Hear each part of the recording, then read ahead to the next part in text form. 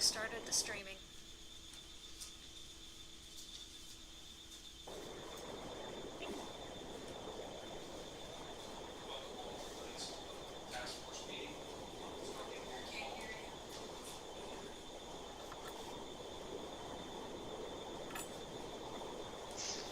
Welcome to tonight's task force meeting. I'll start with the roll call. Albert Nickerson. Here. Bill Norris. Here. Bill Sutton. Here. Brian Greenwood. Here. Buck Nickerson. Here. Chicky Sajwani. Here. Cindy Genther. Here. James Saunders. Here. Pat Langenfeld. Here. Paul Ruge. Here. Sam Shoge. I'm here. Tom Mason. Here. Tyler Brown. Here. And Kim, obviously Kim is not here. We've got the minutes for the April 28th meeting. Does anyone have any corrections, additions, or comments on these minutes? There's two corrections in the attendance for task force members. I'm not listed, and Ron Fithian was here, and he is not listed.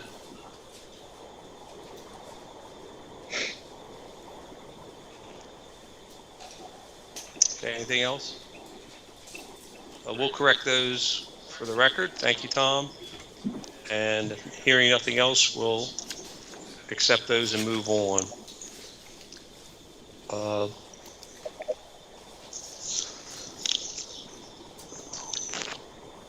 Our ground rules tonight are, of course, the same as always, to share ideas openly and freely, and there are no wrong or right inputs for discussion purposes. Under old business, public forum, Bill, do you want to comment on that? Thank you, sir. This is the time where if a task force member wants to bring something up from the public forum, that they could. Each agenda includes the previous items under old business so that anyone can bring something up regarding that item.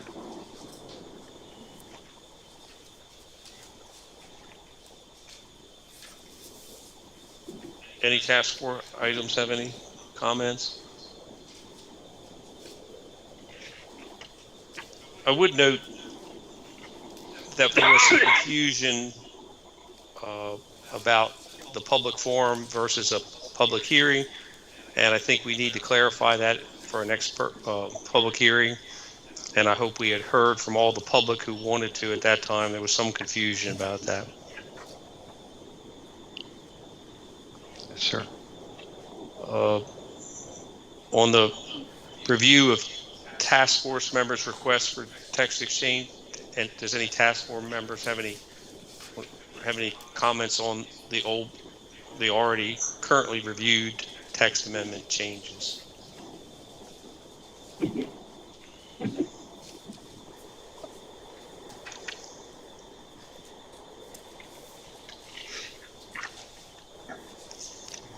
Hearing none, we'll move on to new business.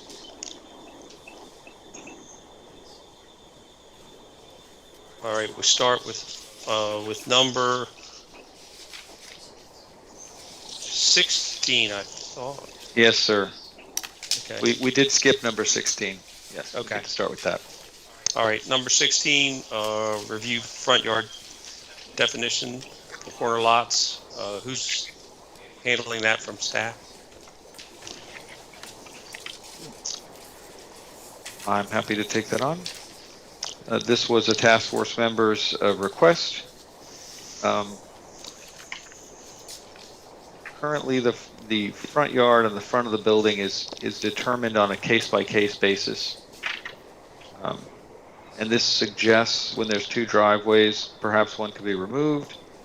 It also suggests that the side where the driveway entrance is located is a better entrance than the smallest dimension.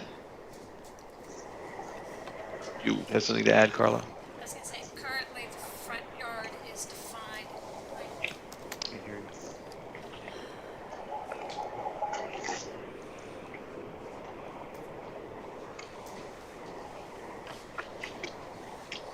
And this is regarding quarter lots, I believe.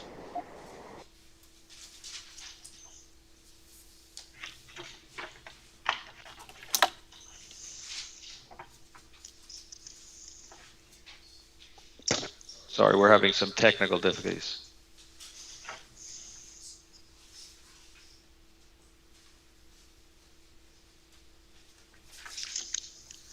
I can't seem to get into the meeting. Buck, did you want to address this? Sure, I can talk about it a little bit if you can hear me. I Can can you hear hear you. me, Bill? Yes, sir. Yeah, I was the one who, or it was on my list as well, maybe others. I was under the impression that this wasn't a case-by-case basis, that it was defined in the ordinance to say that any corner lot, the front yard was considered whichever had the least amount of road frontage.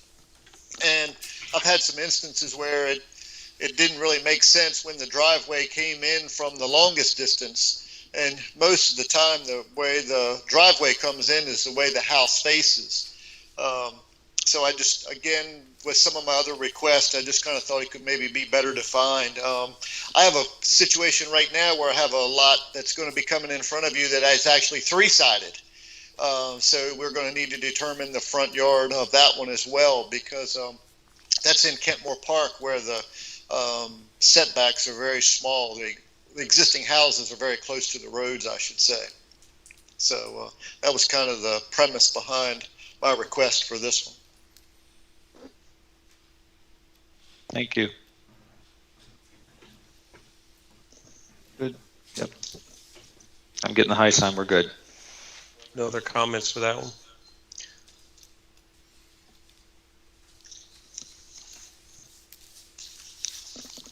Okay, we'll move to number 17. Review setbacks for buildings containing animal, currently 600 feet. Review for more flexibility, maybe 600 feet from residential zoning districts, or provide administrative variance process to reduce required setback. We've had some discussion of this already. I understand. I didn't know if Mr. Nickerson wanted to add something. No, I believe we've had plenty of discussion about this one. There's a lot of different opinions, and my verdict is still out. I'm not quite sure where I stand on this one exactly, to be honest. But again, I was one. When I made this list, I went through things that I thought were controversial or things like that in the ordinance that needed to be neatened up, and that's probably why I included this one on there, because I knew there was some controversy over it.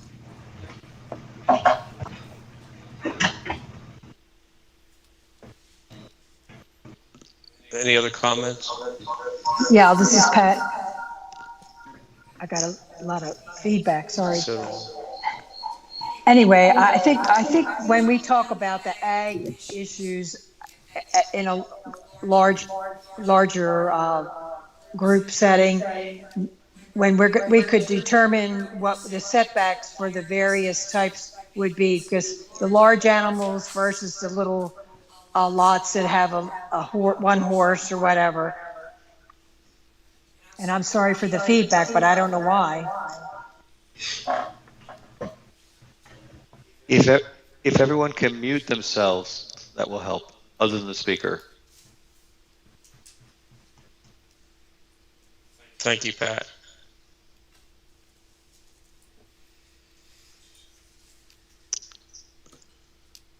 If there's no other comments on that currently, we'll move on to 18 to review our timeline. Bill? I believe earlier today, Carla provided a document that walks through the various timelines for the projects. And I think the specific request by the task force member had to do with how things are scheduled and advertised and it requires a turnaround time that's very, very short if you're going from one meeting to the next. Is that correct? Yeah, again, this is another one that I came up with, and I'd like to ask Joe from a planning commission perspective. Does it really take 20 days to review? Is this something that you would be willing to reduce down to maybe 10 days? Or, I mean, if you guys legitimately need that time, I'm perfectly okay with it. But just I wanted to hear your take on this from as a planning commission member. Thanks, Buck. Yeah, as a planning commission member, yeah, we could do it less time as long as we get the materials. We don't, yeah, we don't need that much. I think it has more to do with staff getting us the information and which with the constraints they have. But I don't think as the staff members, I mean, a lot of us, when we get the packet, we have about a week, and we're certainly capable of making our review and comments and questions at that time. Buck, the 20 days was established to provide adequate notice to adjoining property owners. And so, but you can also see that some things only require 15. So we probably could reduce it and make it consistent. Because that's what I struggle with is as a consultant leaving planning commission and we have to do some type of a study or do a stormwater management analysis or something like that, and we just have a short window to get that done because it may require going out doing field work, then coming back in the office. So it's, it will be a several step process. So it just sometimes, like when I did the Southern States project up to Massey, I told them in the beginning that it was going to have to be every other month would be the only way that I could realistically get that project done. And there at the end, they were getting kind of anxious. But like I say, it didn't leave me much time to get all the comments addressed and get everything back in there in a timely fashion, or to meet the deadlines, I should say.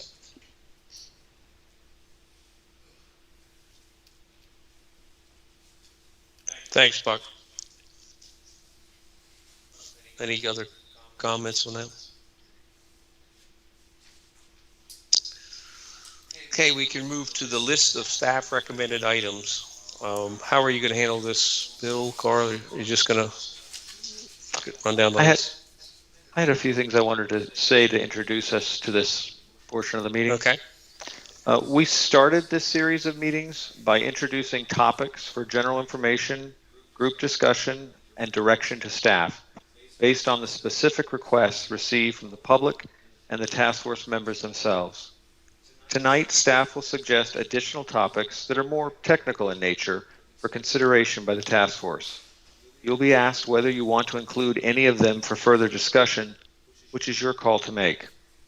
After tonight's meeting, staff can begin to prepare the context documents related to the 2018 comp plan and staff reports for the 12 public items, 18 task force items, and any of the staff suggested items that you choose.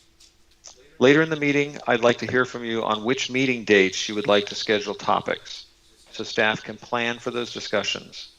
I'd also like to ask you about an in-person meeting, possibly in July, depending on how you feel individually about all meeting together. The county commissioners have opened the county facilities, and each board, commission, and this task force have flexibility to meet as may be needed. I look forward to your direction on these matters. And for the topics at hand, I believe Carla is going to open us up. Thank you. Yes, I think I'm taking the first 6 or so. So the first one is just to consider adding accessory dwelling units to the village zoning district. And this is really something that just was inadvertently left out of the current land use ordinance. All other zoning districts allow accessory dwelling units. And so we just are looking to make everything consistent.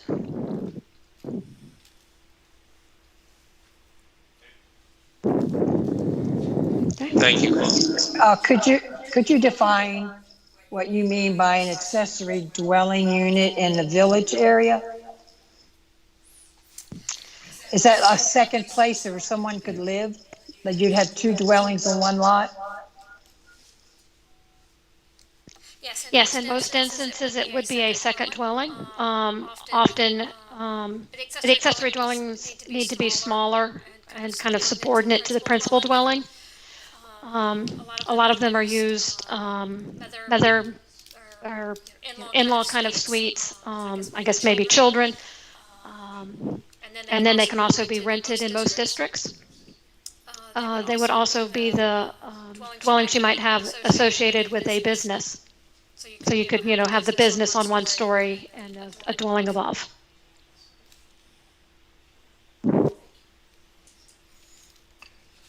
Carla, would there be a minimum lot size associated with the accessory dwelling unit? Let's just say, you would need a minimum of a quarter acre, half acre, or something like that before that would be allowable, or is there no minimum lot size? Currently, there is no minimum lot size in any district. Obviously, you have to meet health department regulations. So lots that are on private septic might have to be larger, but the ones that are on public sewer would need an allocation, but there isn't a lot size. Thank you. This is Sam. I just want to speak out in favor of this. Not only do I like to see things made consistent, but I think this is just one of those types of changes that fits with just the changing landscape and the changing demographics. We have a pretty significant elderly population here, and their overall need to downsize. It's the perfect solution for multi-generational housing. It's a great and easy way to add value, add property value, without having to add additional infrastructure. It's affordable housing in that it can be rented out. I think accessory dwelling units check off a lot of boxes, and I'm a huge fan of them. So this is an exciting thing to see the change made to make it more consistent and allowable in the village district. Thank you.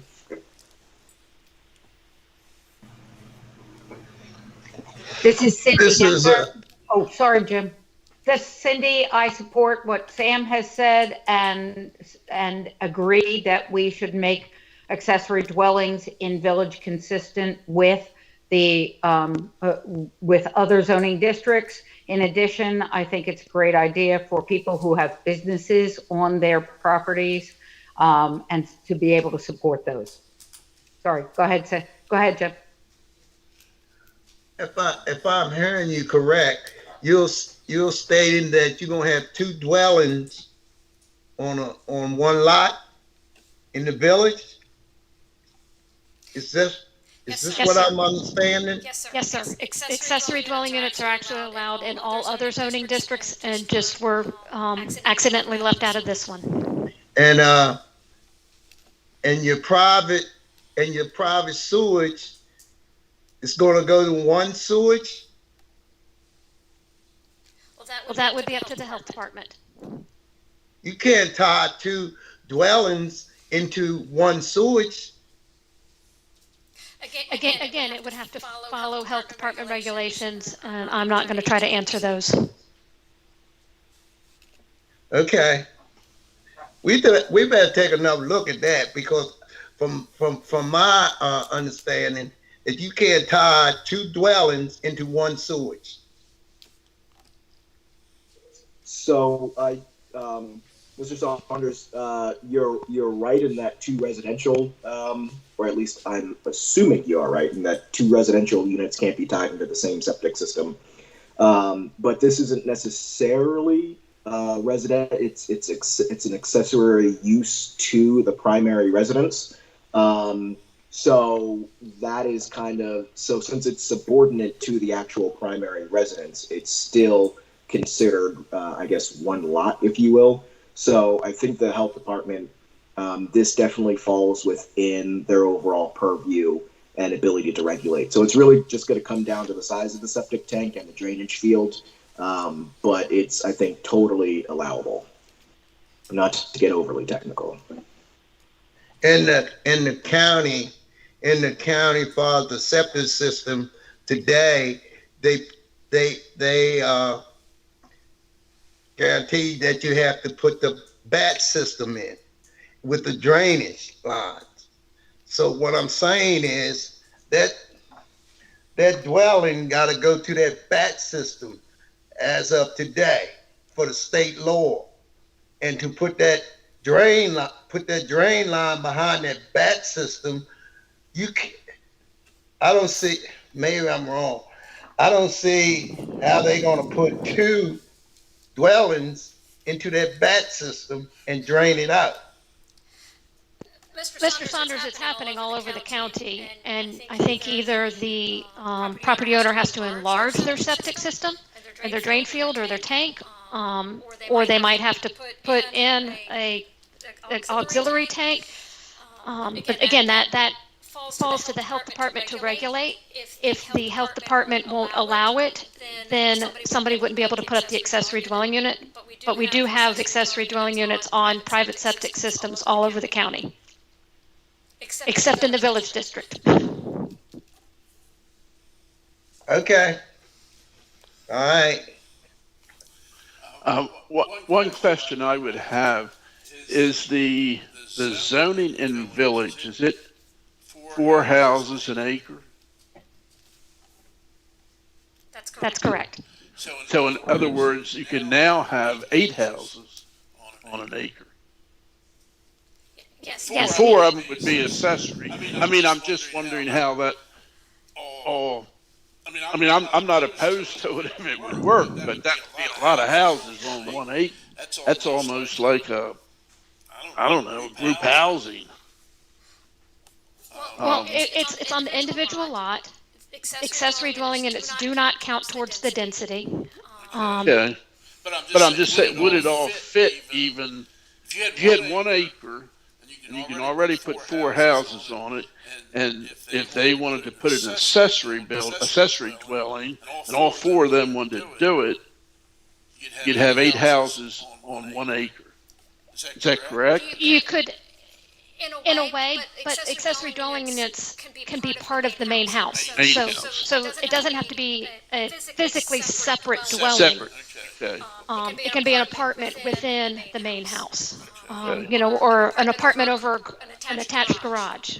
Okay. Yeah, I could see where that could work. I mean, if you had to have 8 individual buildings on an acre, then that would be a different story. And maybe just to address Jim's question, there are quite a few septic systems in Chesapeake Landing where 2 houses run into the same septic. And I'm not saying that's good or bad. I wouldn't want that house, but I know it's been done.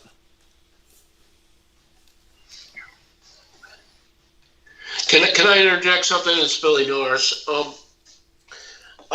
How much village zoned ground do we have in the county that is not serviced by public sewer? Because Tom says there's no way that we're going to fit in the amount of space needed for your septic reserve area, which is Jim's question is that the septic reserve area is where your drain field goes. And right now we're required to have 10,000 square feet minimum.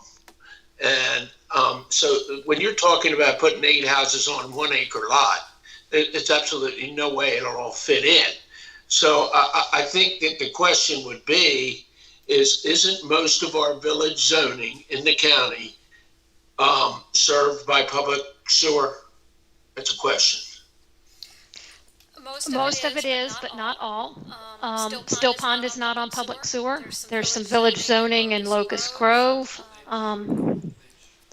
Lynch. So there are Also, like a Militota. Correct. That's village. But there is a lot of it that is on public sewer. Right. And in some of the communities that we have village zoning without public sewer, we also have houses that are sitting on 1 acre. So it's a real mix. And again, you have to be able to meet, not everybody is going to be able to do an accessory dwelling unit because either it won't work with the health department or there won't be a sewer allocation or their lot's not large enough. But that's going to be true in any zoning district. This is Buck. I'd like to add too, and just because I was reading it a little while ago, in the Resource Conservation District, for example, an accessory dwelling unit has to be, it's a maximum of 900 square feet is all the bigger it can be, and it has to be within, I believe, the entire 900 square foot structure has to be within 100 feet of the main structure. So there's a lot of different restrictions on that, whether it comes to the sewage disposal, that's limited to the size, and it's limited to the distance from the house itself, the principal structure. So there's a lot more regulations in it than what we've mentioned.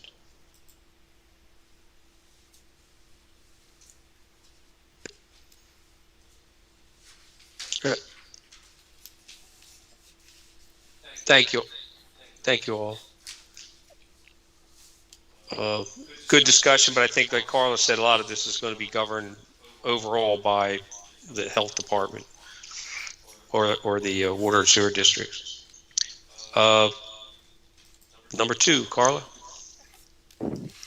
Number 2 is to consider reevaluating a 25-foot setbacks for recreational uses such as pools in the village district. The reasoning for this increased setback was intended to protect neighbors in locations where houses tend to be closer together. However, the increased setback is also impossible to meet if you have a standard permitted lot. For example, the required lot width in village is only 50 feet. And so if you've got to have 25 side setbacks for a pool and your lot's only 50 feet wide, you're not getting a pool. So.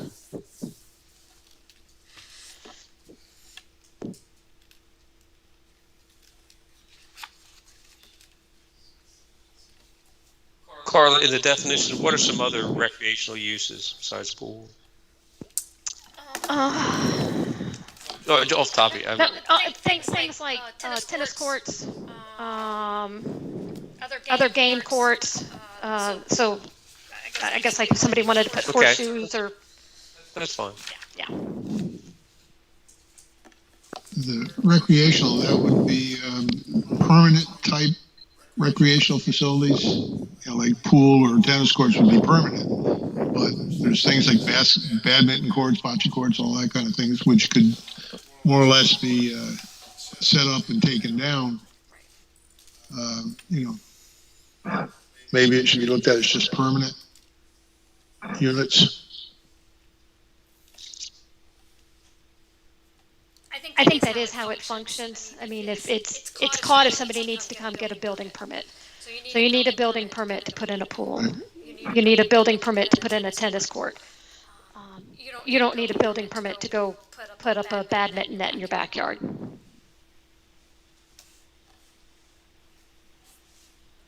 I have a quick question. This is Tyler Brown. What, just in, kind of being new, what are your village districts? I'm not sure if that was mentioned or not, but I heard that Militota area, I heard Still Pond area, but what's considered like the village districts? The village is just a zoning district that allows 4 dwelling units per acre.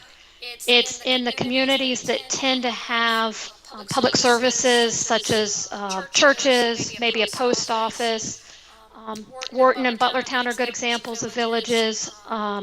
Fairleigh, Lynch, Still Pond. So it's just sort of those communities where you already had clusters of houses and there are certain public services available. Okay, that makes sense. Thank you. Are there fencing requirements in the village? The reason I ask that is if you're putting the pool, if you're putting that out front, you've got to probably should put a fence around it.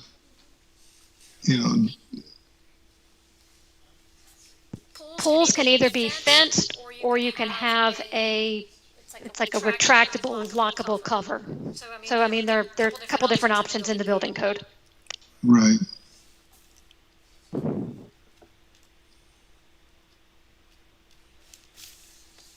Thank you all.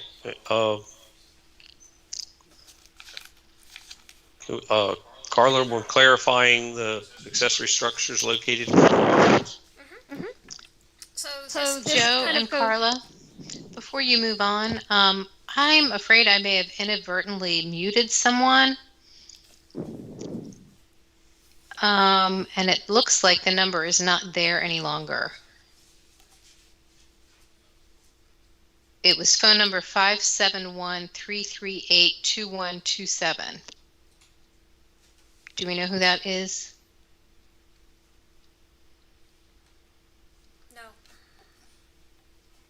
No, we don't know who that is. Okay. Hopefully they will call back or join back in.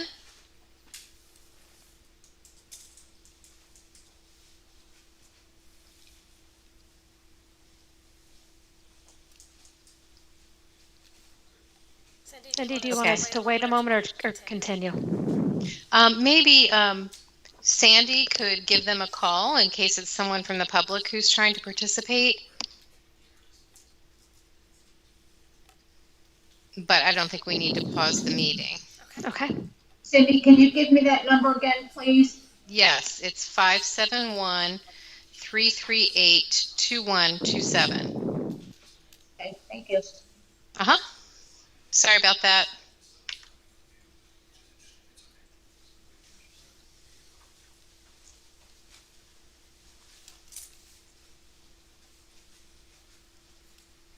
All right, we can continue, please. Yes. I was going to say that this ties into a little bit of the discussion we had last week concerning waterfront properties. So only waterfront properties prohibit accessory structures in the front yard. In other districts, owners have to meet the required setback, but then can locate accessory structures between that required setback line and their dwelling. And so I guess it's just whether or not you want to consider prohibiting accessory structures in any front yards, or again, kind of reevaluate what we do about waterfront.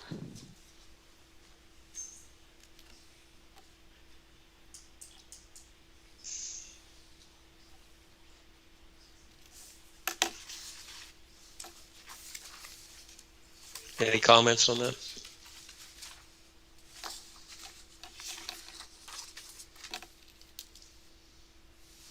Okay. Okay, number 4, please. We've already talked about number 4, which is again that standardizing the 10, 15, or 20-day notices. What are your recommendations as staff?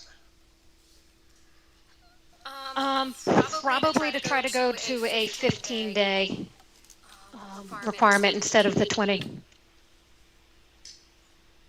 Again, because the 15-day limit is about being able to send a letter to adjacent property owners to give them fair notice of an upcoming meeting, and I think if we reduce too much, then that's going to hamper participation.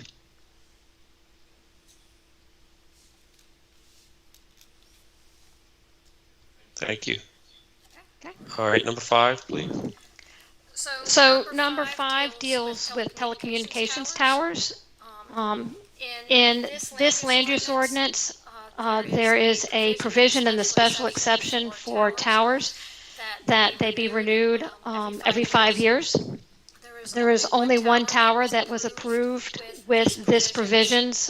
All other telecommunications towers were approved prior to 2002.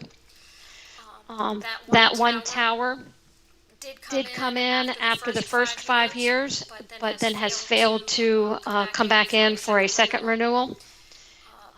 Staff did encourage that owner to apply for a text amendment to remove this because we realized pretty quickly that it was an impractical provision of the ordinance.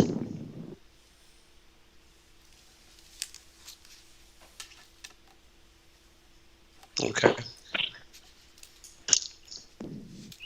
Number 6, please. And number 6, in some ways, is similar. It deals with removing the renewal requirement for sand and gravel pits. This is based on a case that was decided by the Maryland Court of Special Appeals in 2012 that found certain conditions on gravel pit approvals, such as requiring renewals, are preempted by state law.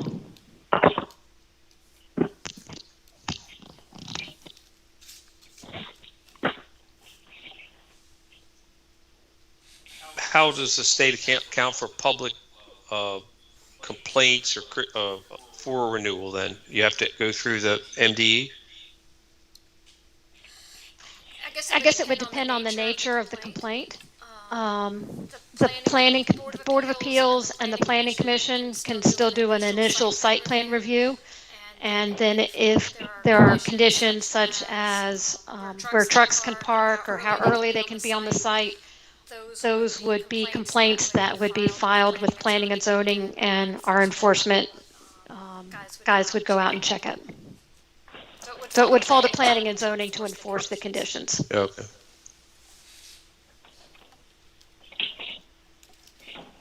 Any other comments on that? Okay, number 7. It is my turn. And I'm going to talk about 7, 8, and 9 a little bit together. There were some mention of these definitions by others in the task force. Staff has some concerns about them that are a little different and about application, but I wanted to talk about them in general. The definition for structure is very, very similar to Cecil County's definition. It clearly, they have a relationship. And that was mentioned by one of the task force members as a model to look to.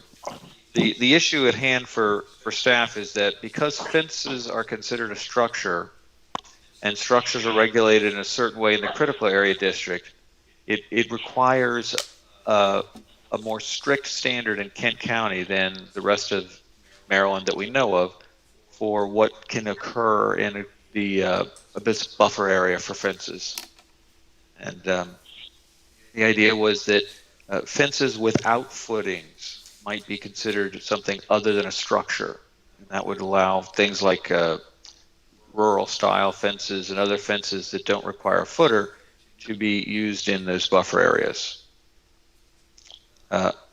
For accessory structure, it's almost identical to Cecil County's definition, with additions that seem to have been imported from Queen Anne's County. And again, I'm only looking at the 3 counties for this. The issue for staff had been that an accessory structure currently would appear to be defined in a way that the area has to be evaluated against the primary structure, as well as the extent and the purpose. And the question is, must accessory structures be smaller than the primary structure to be accessory? And this, when you look at accessory use, this one is almost identical to Queen Anne's County. And again, there's this idea that size is a factor that makes a use accessory. And I can think of some examples that not necessarily have come up in our work, but is a parking lot an accessory use? And then would it have to be smaller than the building? Those kind of issues, what's bigger than something, is sometimes a sticking point in reviews. Finally, the term customarily incidental, that is open to a lot of interpretation, and those kind of terms might need to be tightened up or removed. And again, we're just asking if you want to consider these kind of topics as something to review in the future.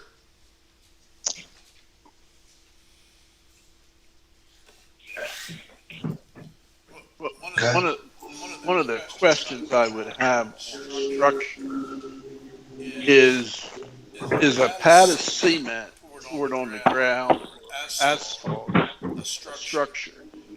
Or is a structure something that is either connected to it and has a wall and then a roof?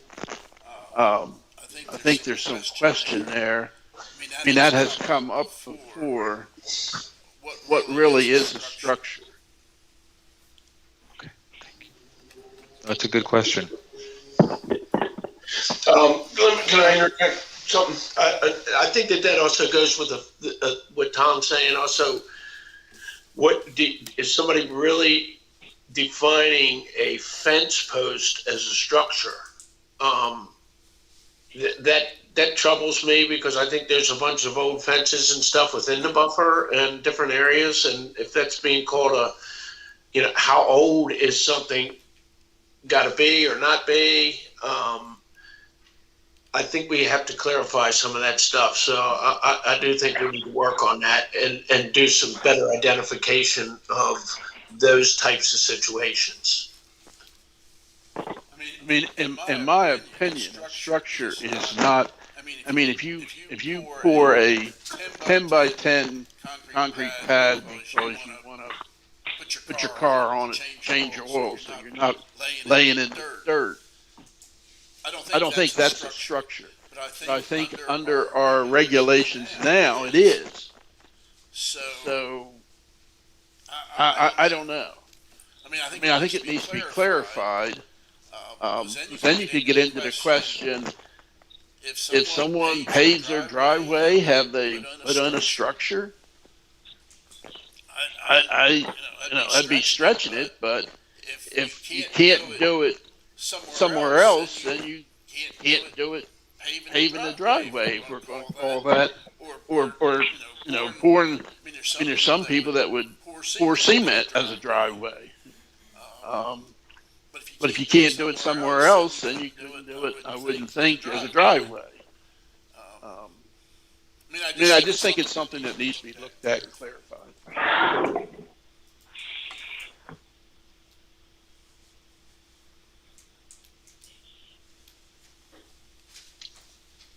We ready for number 9, sir? Yes, sir. So number 9 is to consider reviewing the demolition process as it relates to the age of a structure.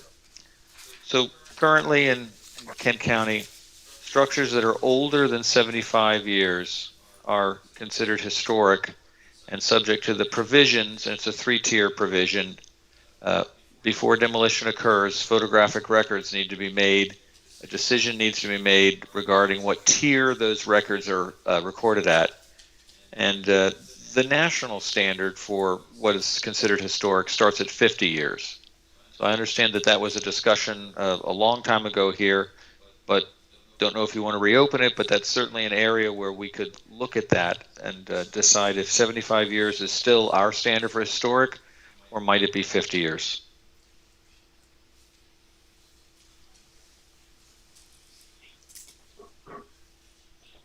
Okay. Is this specifically for houses or any kind of structure, any kind of building? It's a historic structure review. It could be more than a house. I mean, if you have an old barn that's fallen down and you want to destroy it and put up a new barn, I don't think that should be anybody's evaluation but yours, regardless of what it is. I just... Tom, the historic structure review process is not about preventing demolition. It's about documenting the structures that are across the landscape. So it doesn't stop somebody from doing a demolition of an old barn or a house or a shed, but gives us the opportunity to get some information on the size and pictures of what the exterior looks like.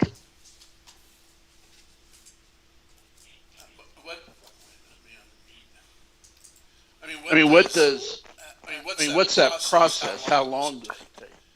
I mean, if a person gets ready to demo something, they're ready to demo something. They're not wanting to wait 6 months because they've probably already talked about it and been deciding, and now we want to get it done, get it out of here. Currently, a Tier 2 review is 30 days. If it's determined that a Tier 3 is needed, then it's an additional 45 days for completion.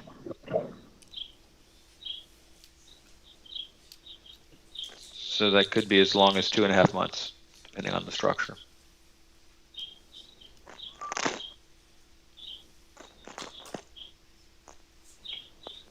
And that would be on 50-year structure, or just 75, or currently it's 75 years or older. 75 years old. Actually, it says more than 75 years old. Sorry. Well, how about if the person doesn't know how old it is? I mean, is there what determines all that? We use information on SSTAT, and if the applicant has information, we would certainly rely on that as well.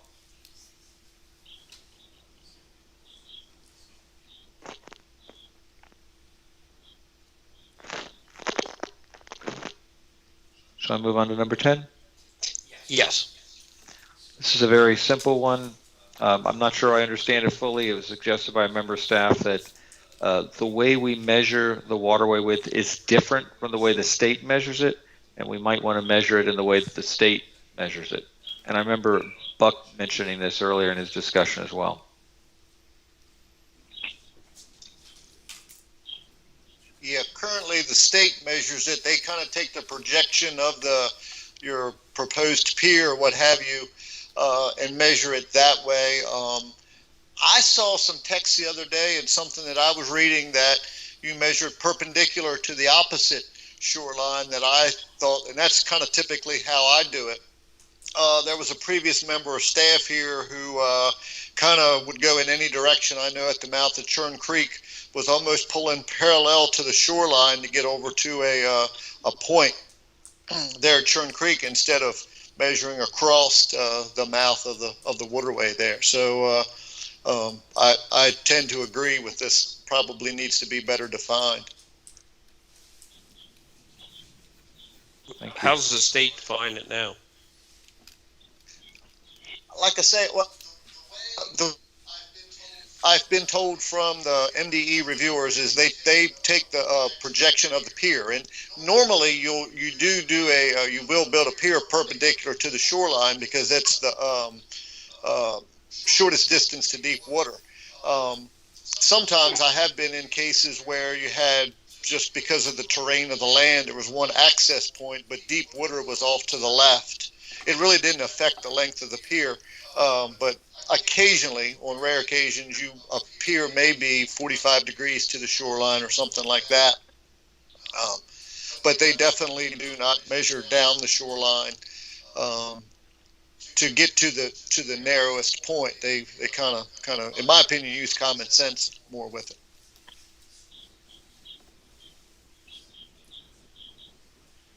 Thank you.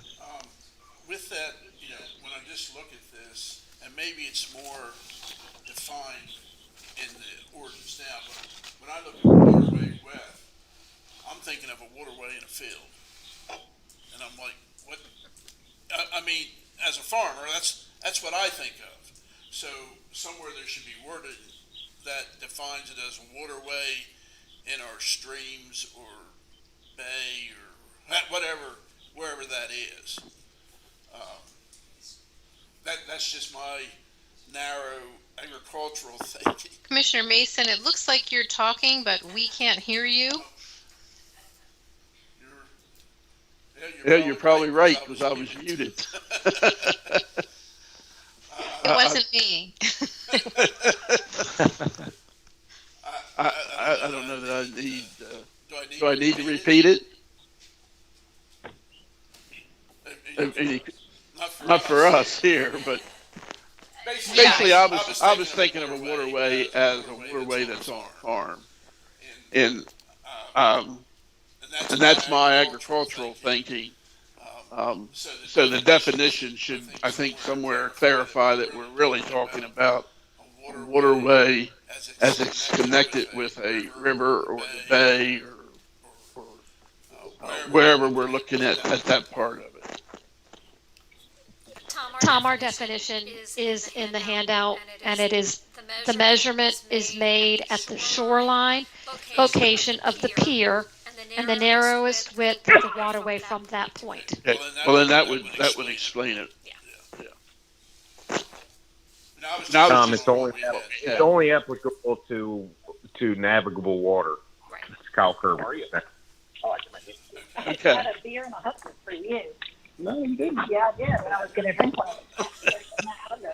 But then I said, it's Janet. It's a man. So we're getting some background from that conversation. Please.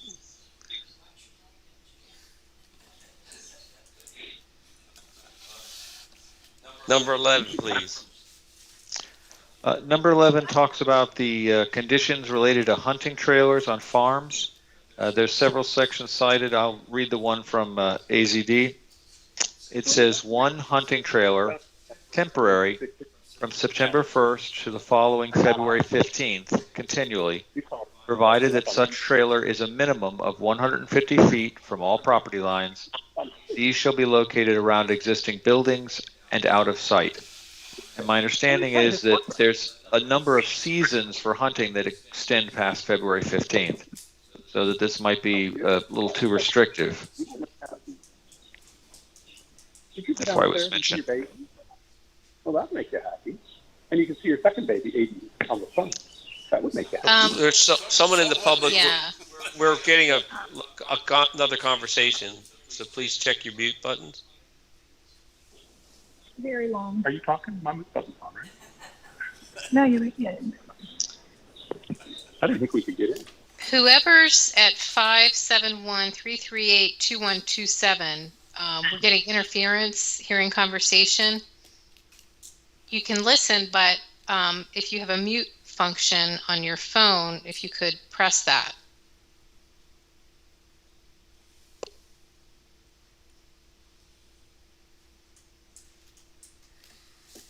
Okay, maybe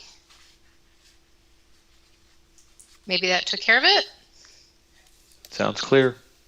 Very good, Cindy. Thank you. Bill, Sure. part of this is, I think, what the second section is out of sight. I think that if we have to extend it for hunting, it's one of our part of our comp plan as far as promoting it. But it's the fact if they're not out of view, which is more of a problem than how long they're there. I think that's for neighbors, and if they're too close to the line. Thank you. Well, I think in some ways it can be very hard to get them out of view. In some cases, I don't know if you can get them out of view. I think it's an attempt to get them, or something. It was a question of out of view. I mean, you could also, if you wanted to even carry it farther, then a hunting trailer. What about an RV? They're parked in people's front yard a lot. Sometimes should they also be out of view? I mean, I don't know. I don't know how far you carry some of that.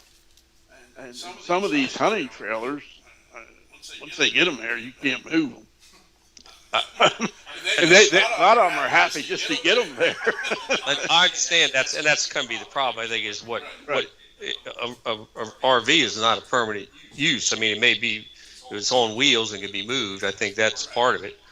But I think it's like common sense is that some of these trailers turn into residents. Some of the RVs turn into residents. Well, I mean, in some cases, I'm not saying wholesale, a lot of them, but there are some. I can take you to some people live in their RV. For whatever Mr. Hickman, okay. This is Chicky Sajvani.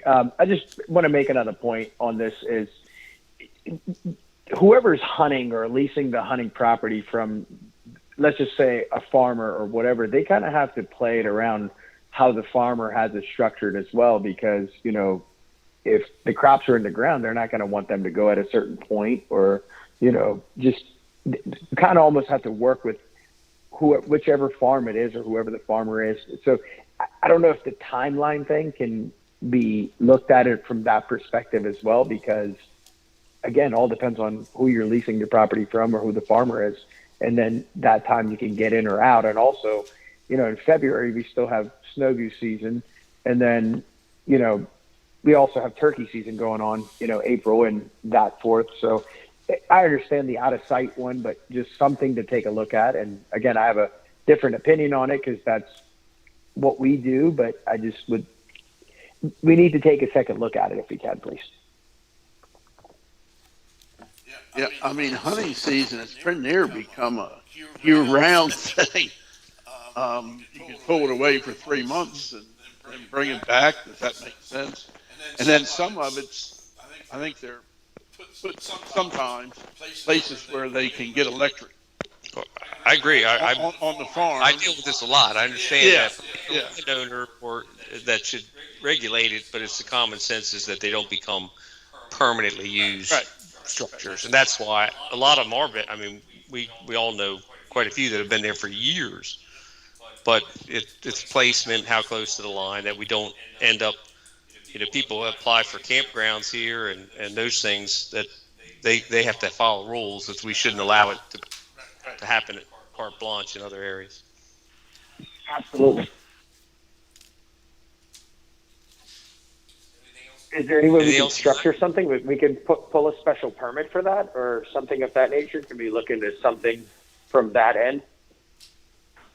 Where one has to pull a permit to make sure everything is up to par, I guess.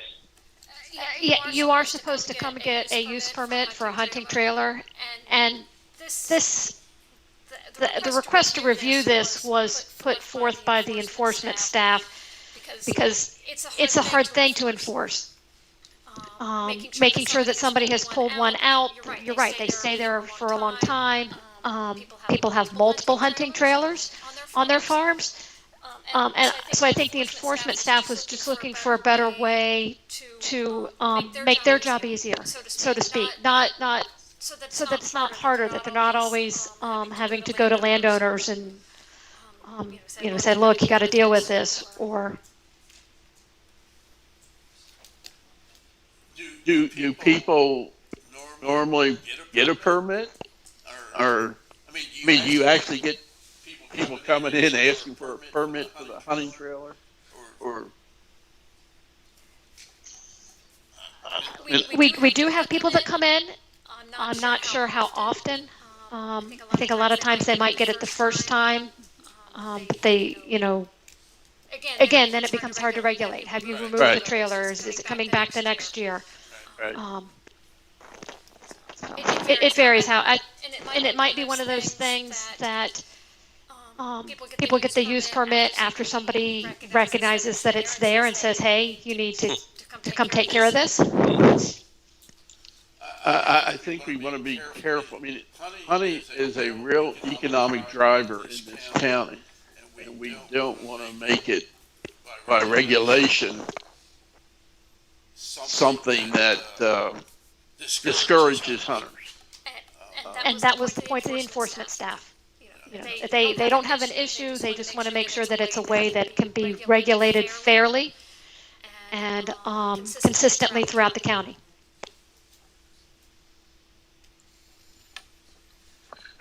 What do they do now if they do find somebody has done the wrong thing, so to speak, with the trailer? What is done? Anything? They would either work with the landowner to get the use permit. If it's out of kind of the season, they would let the landowner needs to be removed. It would be treated as a violation of the land use ordinance. I don't think it happens very often, but it could. These trailers probably would lend to other people living in them at different times of the year. Your realistic, your farm workers, children that get older, that come back from college. They're not living in a basement, they're living in a hut. So it's, there's more uses. It becomes really an accessory use for that property. Maybe it should be looked at that way. If you're going to have somebody living in there, say long term, or even just the hunting season, I mean, you need septic, you need water. There are things that you need for basic living that, I realize it's a little bit of a hardship. And yeah, you could drive an RV out there and have it, be there for 3 or 4 weeks, but hunting trailers, they don't tend to move after they get into one spot. That's it. So they need some permanent hookups. How do we go about controlling that? And should it be controlled? And should there be a site plan of some sort? Just food for thought. The big thing is once they're there, getting them out is tough.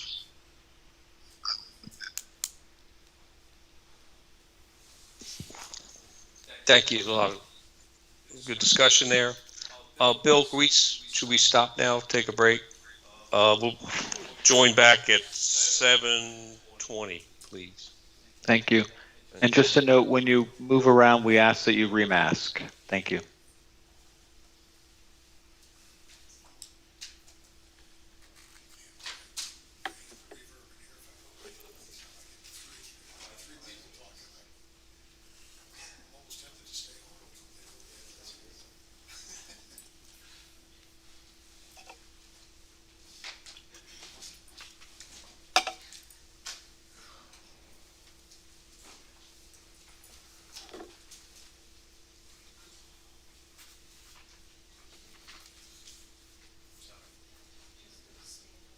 And remember, the live stream is still on. Don't say anything. That trailer Denbeck's been there for 20 years, and that gravel pit down there. Of course, you don't see it. So Well, I've got those two trailers over on the other farm. It's been those guys. I mean, you can see them, but if you move, I don't know where you wouldn't see them. To me, it's the same thing as far as the credit I see from these guys. It's sort of like, and everyone does it, like, but you don't want it. You have to draw a line somewhere. These guys don't start lining them up, like, and all of a sudden now it's Well, I think what's happened, a couple, they come here. Actually, their leases aren't that long, but they stay because they come down and grab. Well, these guys, I mean, they come all summer because they mow the grass. They might come and then they'll stay overnight, go back the next morning. I mean, they might go down and work on their deer stands or, whatever. It becomes a weekend vacation. It just becomes a weekend. Well, it's like having your cabin in the mountains. So right. you have a trail. And like the one guy said, I had one guy and he had a trailer. He wasn't shooting any geese. He says, I don't care. I'm going here to get away from my wife. Yeah. We can't put that in ordinance. It's a fine line of having some mechanism if they are a problem.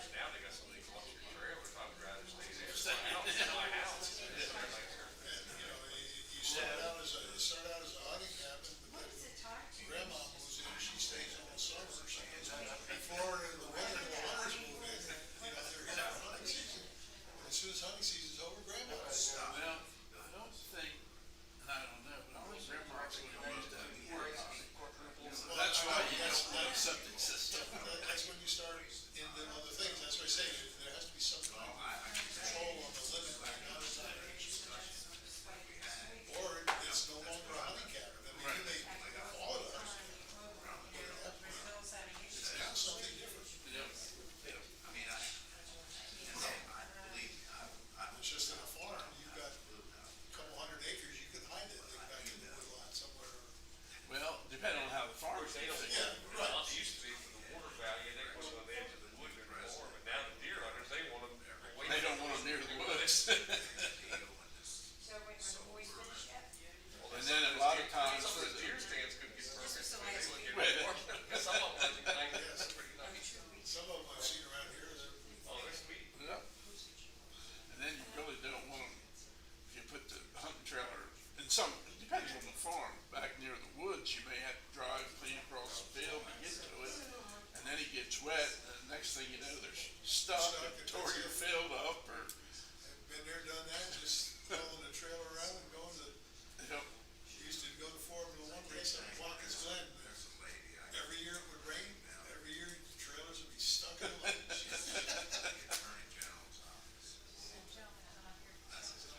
It's the same thing, it's not really, you know, we call it a hunting trailer, but, you know, it's not necessarily gonna be a hunting trailer. You're gonna have some people are gonna come out and just build a small two-room cabin, call it a hunting trailer. Well, I think the landowners hopefully have some control.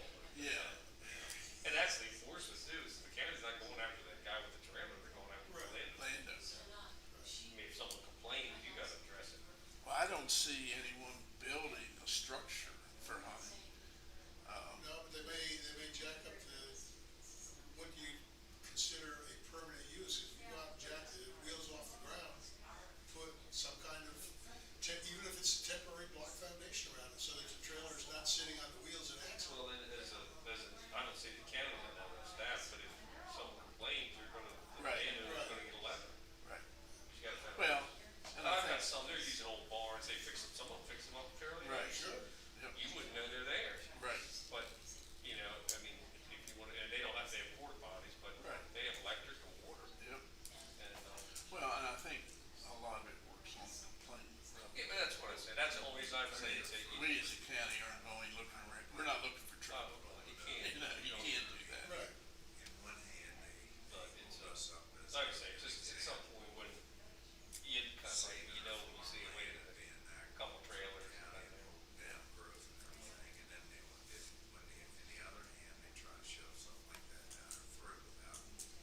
You're talking about the trailers and the farms and then just the complaints, but isn't that what really all of what we're discussing? I mean, when we get talking about changing the village setback or dwellings and pools, I mean, we're just opening the county up to the complaints, they're swimming in the pool, the noise, or whatever the case may be. I mean, that's the hard part is. Right. But the other thing is, people need to realize, I mean, if this is our ordinance now, if you build your house in, and this is what if you build your house in an agriculturally zoned area, don't complain about that combine. I agree. Don't complain about those cows, don't complain about that tractor running at midnight. You know, you accepted that when you. But again, playing devil's advocate, if you're in Kentmore Park and now I can build my pool 5 feet from your property line. Right. And we were already there. Right. Well, that's where the problem comes in. That's where, you know. Yeah. I mean, I had signed up for this view in this setting. Right. And that's what That's why we had well, that's my question on variances, is sometimes it allows the public, your neighbors. Well, that's A lot of that's, times it's on yeah. use, particularly Yes. on. And that's why I think. The Chesapeake Landing, home-based business property, trucks, where we have that edge of what people are doing there, but Right. if you're the poor guy that's got a little, 1,500 square foot house right next to it, someone's running a business out of it, your life is miserable and your value is miserable too. And that's where that, you make it say, well, you gotta apply, at least if you're gonna run that home base, you gotta have, you can't run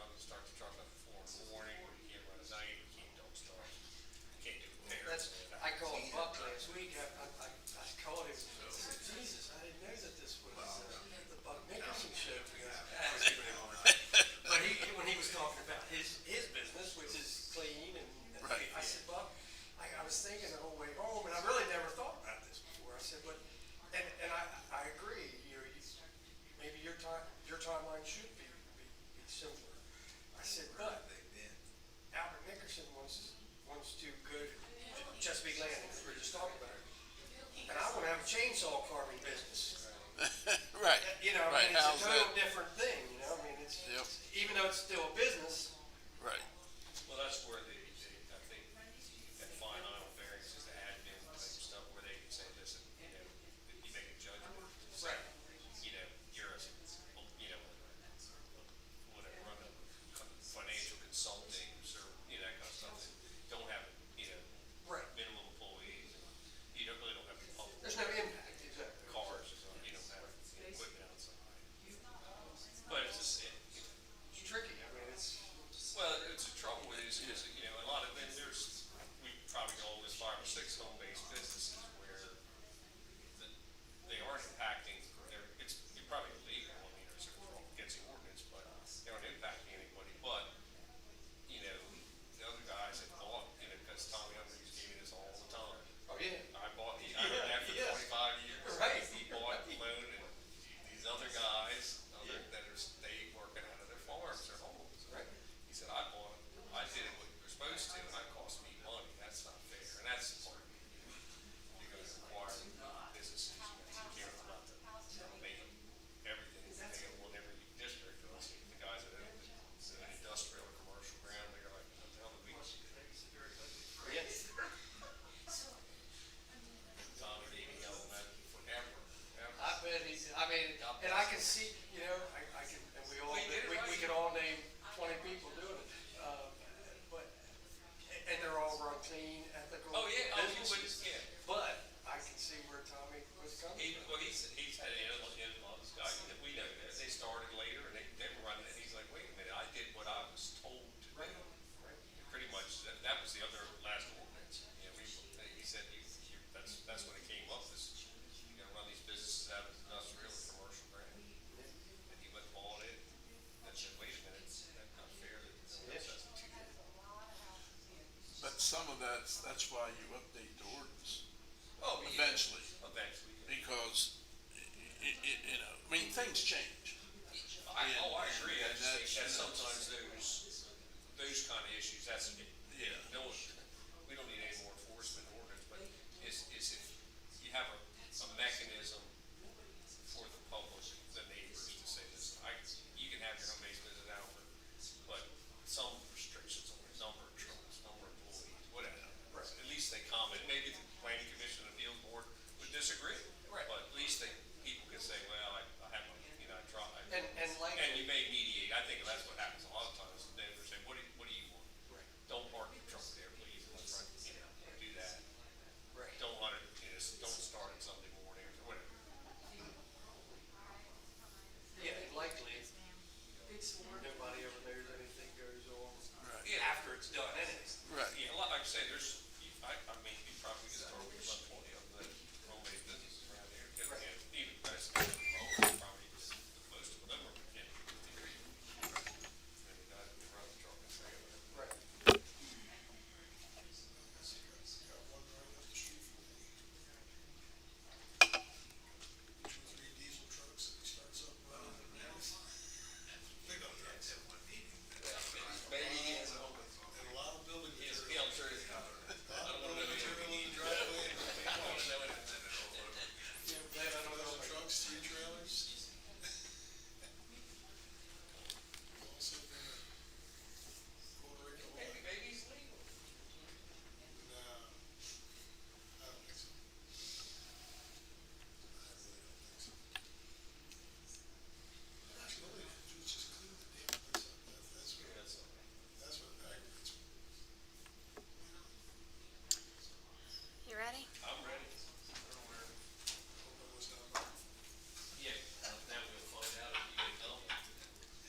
I was muted, but hope everybody else was. All right, we're going to start up again on number 12. Thank you, sir. This is a general request. Ask if you want to consider reviewing the side and rear setbacks for accessory structures and rear yards throughout many of the zoning districts. The side setback is 3 feet and the rear setback is 5 feet for buildings. That's often very close to a property line. That would affect many zoning districts.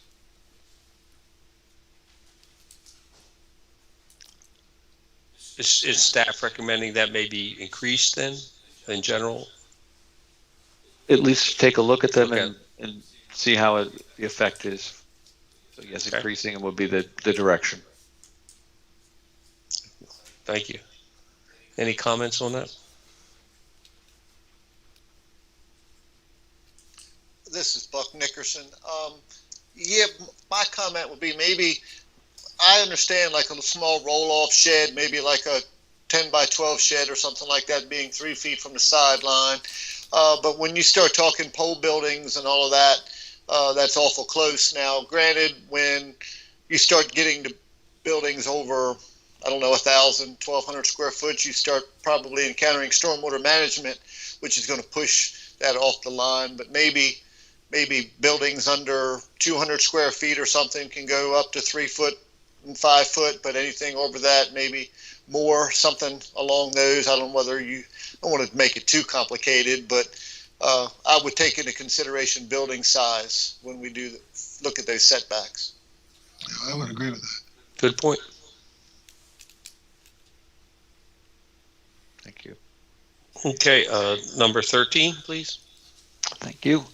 The last two are really big topics, and this one is, would you consider or want us to look into an overall approach to short-term vacation rentals? Currently, our code doesn't address it, and that approach could be continued, or staff could look into other approaches used elsewhere and bring something to the table. Don't know if you want to tackle this one. Bill, I guess it's now the tourism, economic development, have they weighed in on that as far as, I think that hotel tax or something is part of that? Yeah, I have a call into our state liaison to sort of ask what the status is, and I can certainly check with our economic and tourism development department. Thank you. Sure. And then finally is the biggest picture one of all. Bill, this is Sam. Oh, yes, Sam. Regarding the the Airbnbs and your what do you call them? Your short-term rentals. Have they posed a problem so far at all? Currently, we don't regulate them. There's been some calls from folks raising a concern, but I don't know that it's a large-scale problem. Okay. Well, I mean, that's a start. That's good to know. The only thing I'm concerned about is those short-term rentals not paying accommodations tax. If we were to go down the path of regulation, I would recommend that be the extent of it. As long as they are paying their accommodations taxes, I think it should be a legitimate use, and that should really be the extent of how we regulate them so far. But that's just my only comment on that.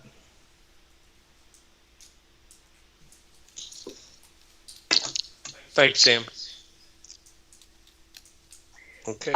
This is Cindy Genther. I want to weigh in. I agree with Sam, vehemently agree with Sam. A lot of the people who rent the short-term rental properties here become permanent residents and or at least second homeowners here.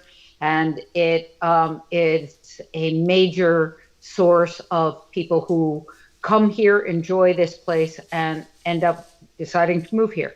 So I agree with Sam. Thanks. All right, Billy Norris, second what Cindy and Sam are saying. I think that we don't want to regulate that too much. I think that industry probably brings a lot into the county economically and socially and everything else supporting our businesses. So I'm in favor of not regulating that too much unless it becomes a further problem. Thank you. Anything else? How about number 14, Bill? Thank you, sir. The last item relates to climate change and resilience. We could adopt what's called the base flood elevation plus 3 feet for new projects. That would have structures that do make changes, or new structures be raised 3 additional feet above the requirement. That's a pretty aggressive approach. That's something that's being looked at nationally, and we could bring that here to Kent County. Don't know if you want to consider looking into that or not, but wanted to raise that. Can there be some way that you could, let's say, display it on a map, what it would affect? You know, if you know what I mean? Right now you've got a certain area that you could build on, but if you bring it up to the plus 3 feet, what's left? You know, to build on, what would be the overall effect to the county? Because we don't have a lot of hills here. I believe we have access to maps that can show those areas. We will certainly look. This is Buck again. I know Queen Anne's County has a pretty in-depth section in their ordinance about climate change. I must admit I've never read it or looked at it, but I was involved with a project there that they were going to take that into consideration. So it may be something good to follow suit to how they've structured theirs and consider it. I think 3 feet above base flood is a considerable amount, especially when you start talking in the velocity zone, when your duct work and your structural members and everything have to be above that. But it is something to consider.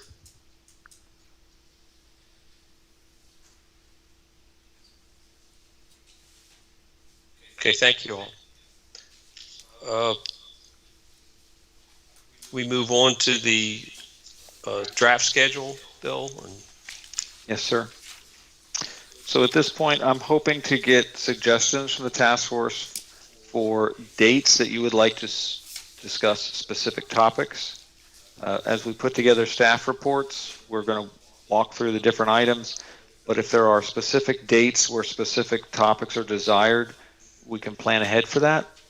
And that's looking particularly, I know, Mr. Chairman, you talked about availability for farmers. For example, looking at AZ issues in June versus another month, etc. So I would also, perhaps by polling with the members, or someone can send me an email if they wish, what numbers they would like considered from the staff considerations. We can add that to the list. So at this point, I'm trying to firm up a schedule so that we can publish ahead of time what topics we want to discuss on which dates.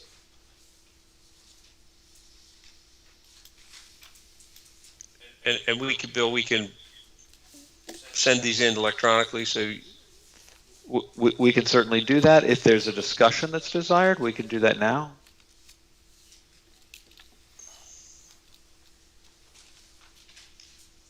I haven't had a lot of response so far. Bill, this is Billy Norris. I think that it's a good idea to do this timely, in support of what Joe says, doing it at the right times where the people that might be affected the most can weigh in on these topics. I think if we're going to try and push that out until, next December, that's way too far. So I think we ought to try, at least for the agricultural zone. I think it would be nice to figure out a convenient time to do that for the agricultural oriented people. And my experience is that's probably somewhere between mid-June or mid-July through, the third week in August, maybe. That seems to be when there's a little bit of lull in agricultural activity. I don't know if anybody agrees with me on that, but I think that might be a time we should try and focus on that agricultural issues, which seem to be some of the more contentious issues that we've faced here. So that's just my suggestion.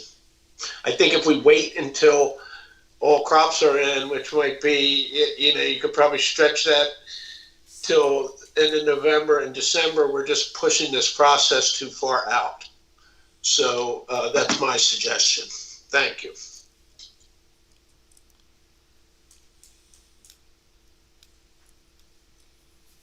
Bill, I think we also discussed on some of these, and particularly with AZD, which has a lot of changes recommended or offered, is that we still haven't gotten into the analysis of what these changes could look like on paper in zoning districts, the 10% rule,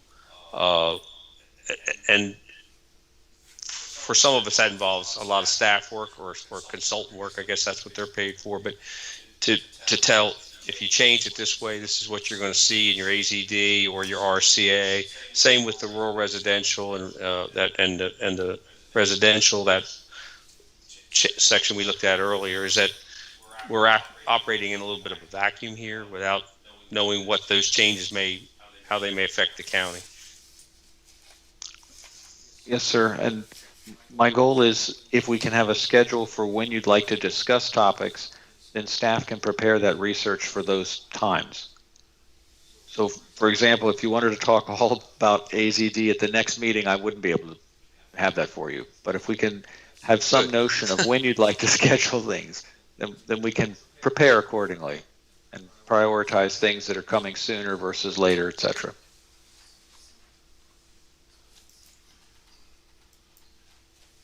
This is Buck. I think I totally agree with the agriculture is time sensitive and needs to be, scheduled out. But I think the other ones, as long as we're given, advance notice that, hey, we're going to be covering these 3 topics this meeting, I'm okay with that.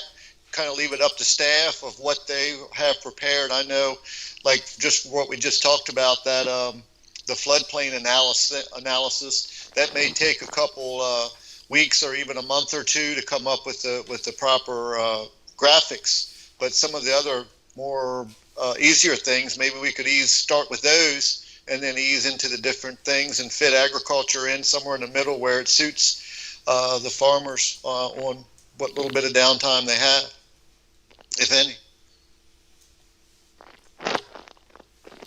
Yeah, I think. I think staff is going to have to decide how much time they need to get some of that done. Like Bill says, the AZD is going to take more time than some of the others. So, if the staff can come back with some of the things Buck talked about sooner than AZD, then let's do that first. Like Bill says, I think we need to. Billy Norris says we need to keep on a timely schedule and proceed and not delay.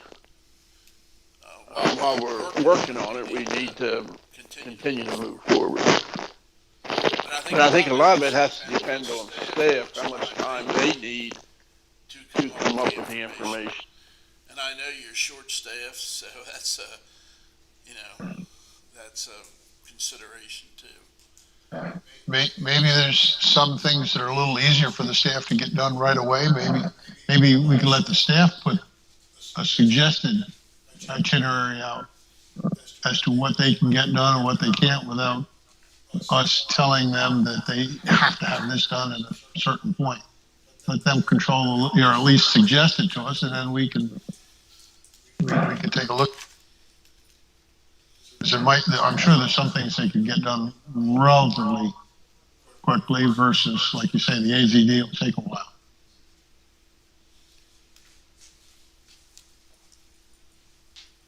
We can work on that. Yep.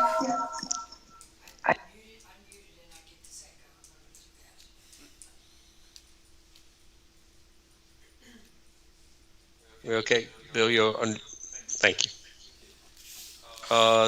It's our time for public comments. Is there anyone, first off on the phone, that would like to offer, phone or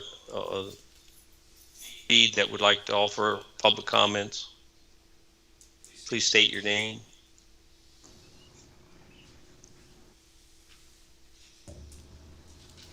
Oh, hearing none, I'll move on. Is there anyone in the audience here that would like to make a public comment today?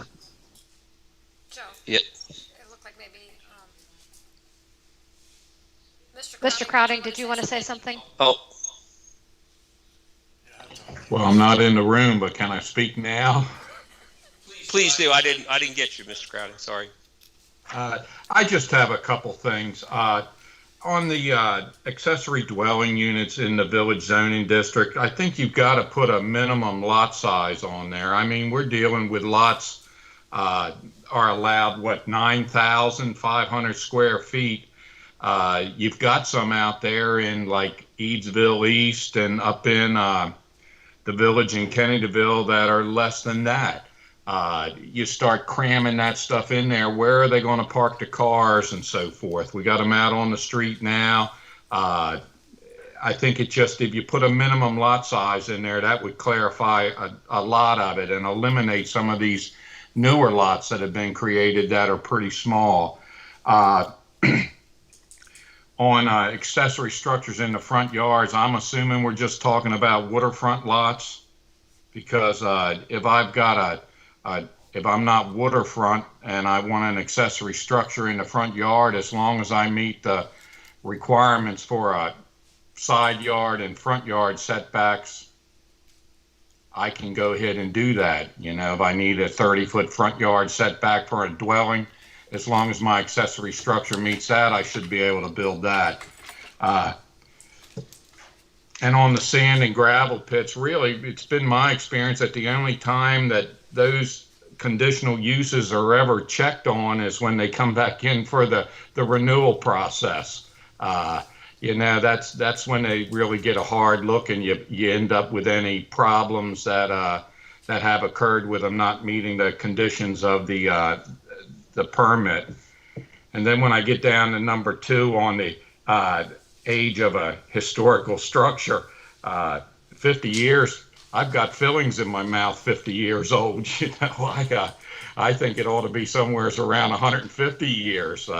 But once again, those were recommendations that were made by our historical commission. And I think that any changes in those dates would have to go back to them to be approved. And then I think on the waterways, we are just talking about navigable water. I don't think we're talking about waterways on a farm. The short-term vacation rentals, I've only heard of a couple of those that are in residential neighborhoods, but what I've heard has always been the neighbors complaining about them, that you know, the owners are somewhere else, and then the neighborhood has to deal with these renters that come in there for a week or a month or whatever. So those are my only concerns, and I think you guys, I commend you. It's a lot of work, but I think you have to realize that the ordinance that we're dealing with, a lot of thought went into that as well. And quite frankly, I think it's done a daggone good job for 15 years. So with that, I thank you for the time. Thank you, Bill. Is there anyone else out on the phone or on the feed that wants to offer comments? Yeah. Hi, guys. This is Kyle Kirby, and I I obviously represent Millington Crossing, but one of the things I want to bring up off the bill of record is the short-term rentals that Bill Crowding just talked about, and there are several residential neighborhoods that have an issue with short-term rentals that have not been dealt with in the private covenants, and it's a big issue that's come up a lot of times. And the question is whether it is permitted or is not permitted. And I think one of the things we need to do is we need to address that in the zoning code. A lot of a lot of the other municipalities around here have addressed that, and they've qualified it as a commercial use, and they've restricted it because the VRBOs and the Airbnbs, they sort of hurt our hotel revenue, they hurt our bed and breakfast revenue, and they hurt some of our local businesses. And I don't have an opinion one way or the other, but I think you guys need to address that because it's a hot topic in not only on the Eastern Shore, but it's a hot topic throughout Maryland, and they haven't had a real black and white opinion come out of the Court of Special Appeals or the Court of Appeals. But I think that's a thing that Bill just brought up, and I think it should be addressed in the zoning code. And we have no zoning with regard to short-term rentals. I particularly don't have any opinion on it. I think it's good. I think it's bad. But I think it should be addressed because a lot of the times I have to deal with private covenants and whether it qualifies as a residential use when you're getting a commercial benefit. And the question is whether that qualifies as a commercial use or a residential use when you have a short-term rental. And obviously, if you have a long-term rental, a year lease, it's a purely residential use. But if you have a short-term rental that's weekend or a week or a couple weeks, it's a big issue. And I think no matter what you guys do, if you want to address it, it will probably withstand appeal. But I think it needs to be addressed because it's a hot topic. There's a lot of stuff going on in Rock Hall, a lot of these other, Chestertown areas. And so I would encourage you to look at that issue, just like Bill said. So I appreciate you guys listening to me. Thanks. Oh, thank you. Any more comments from off the phone or feed? Hearing none. Do we have any comments from the audience at the Commissioner's office? Yes, please come up and announce for the tape.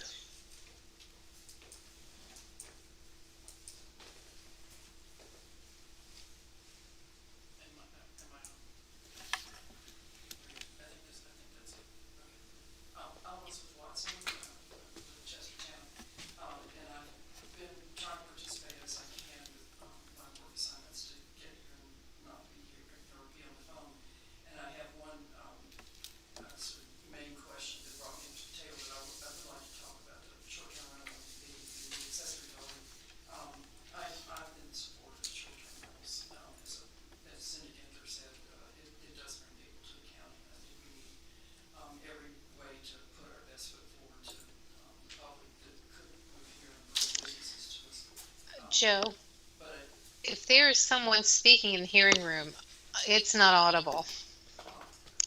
It is audible here. It is. I cannot hear it, so it's not on the live stream. You can't hear it? No. Oh.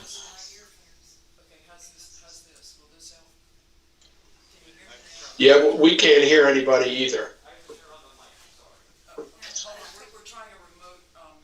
Mike.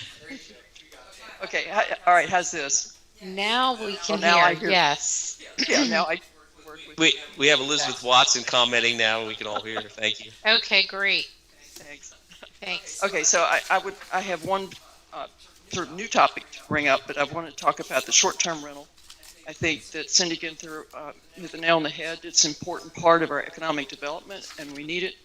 I think Sam is also correct that we should be making sure that the short-term rental situation participates in the very important tourism system we have here with the lodging tax.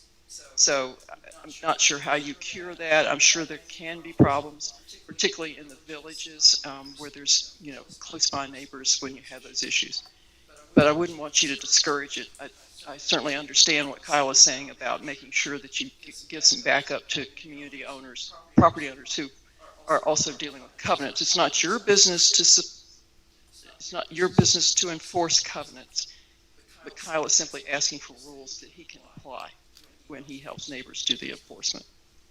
On the accessory dwelling unit, I did hear Cindy say that it's a matter of business. Accessory dwelling units are dwellings. If someone's working at home, under our rules here, people work at home without worrying too much about that. But it should be clear that ADUs are not for accessory office use outside of the rules that we already have. I'm pretty sure we already have some rules like that. I thoroughly support the ADU changes that you guys can undertake for the reasons that Sam Shogi stated. It's very important to our community that we make as much opportunity as possible for housing. Lastly, and maybe this is just something that you're going to get to, but this has to do with the issue of zoning overall. One of the issues we have in this county is that we are not seeing the employment and industrial zone used. There's not as much demand for that as I think we all hoped.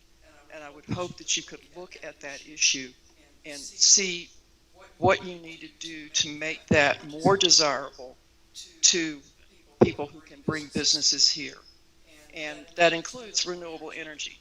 Why are the renewable energy people trying to build right next to Chestertown? Some of that has to do with the fact that it's right next to a substation, but the industrial and employment zone has great access. It has great utilities, including the electric. I don't understand why there's a problem with that. If we need to enlarge it, that's the place to lose farmland. I'm sorry. But if we're going to grow, we need to grow wisely. There may be other issues like that as you look at the zoning map as coming up. I've looked for a zoning map, and I haven't actually found it. I think I have to go into property view. It's just not easily coming up. I'll get some information later. So that's my comments. Thank you very much for the opportunity. Thank you very much. Is there anyone else in the audience who would like to speak?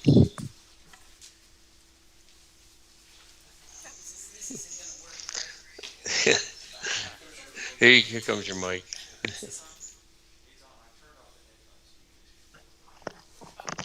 Can you introduce yourself, please?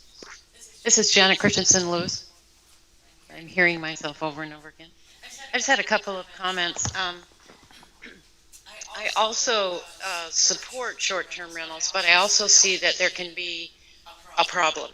So I do think we need to do what we can to encourage it. But for instance, it's important that short-term rentals are paying taxes, and if you don't have an account of who's doing a short-term rental and where those short-term rentals are, how do you collect that? And then secondarily, I do think that there can be an issue in neighborhoods, parking, people partying, noise, and Kent County, unfortunately, doesn't have very good noise standards, restriction standards. So I agree that it should be a light touch because we want to encourage it, but I'm not sure that you can totally ignore it either. There needs to be some balance in there if that's at all possible. And then another comment that I had was about the hunting trailers. If we're having difficulty right now regulating them and we want to go to something else, how are we going to regulate them as not being permanent dwellings? As has been spoken to, you just let everybody have a hunting trailer and it's kind of out of sight, out of mind. the planning department is having difficulty regulating those, and they're sitting out there with no water, maybe water, no sewer, and somebody's living in the trailer. We don't allow that. We wouldn't allow somebody to put a house out in the middle of a field somewhere and then live in it without having inspections or something.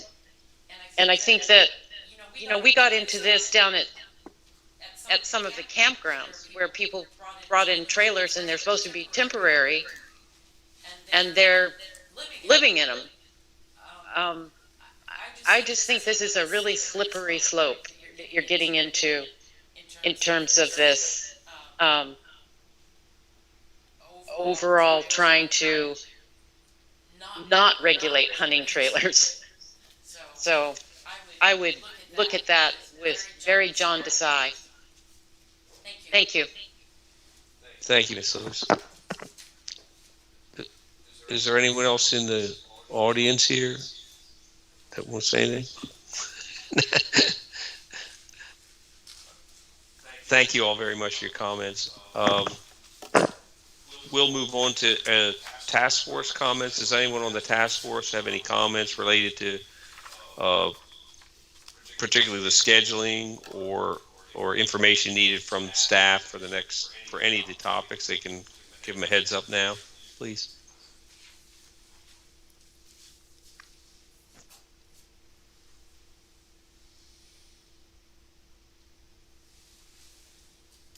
I can see it's getting late.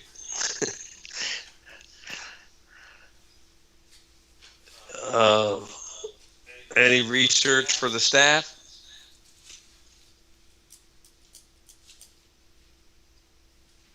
And anything that the staff has for the task force? Yes, Mr. Chair. We're suggesting that task members take a look at the comp plan and to begin with read pages 1 through 20. And we'll provide some context information later in the week.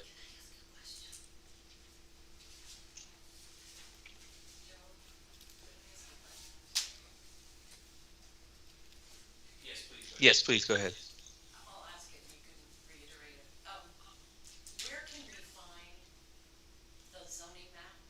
Joe, this comment isn't audible. It's got little sections in Toto. Where is it? I'm going to read. We don't have a great audio here. Sorry, Cindy. Staff was asked a question about where they can find zoning map, and I think Carla's going to step up here. Say something. The zoning is part of the online parcel viewer, and we can send out instructions to help people understand how to use it.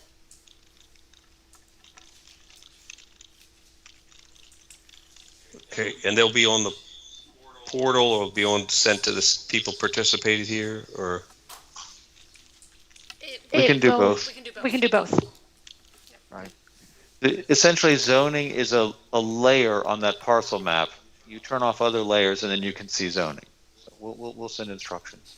So will it be like in a regular zoning maps that I've seen, the industrial zone is all red and and it looks like that? Yeah, they have colors, and there's a legend. For anybody who's here in the building and wants to see a quick look after the meeting, I can show you. Thank you, staff. Anything else, Bill? Sorry. Just want to say thank you for everyone's patience getting through all these items. I'm looking forward to the deeper dive on some of them, and we'll continue working with our consultant. There's going to be some more graphics to present to you, and we'll walk through that process as well. So thank you.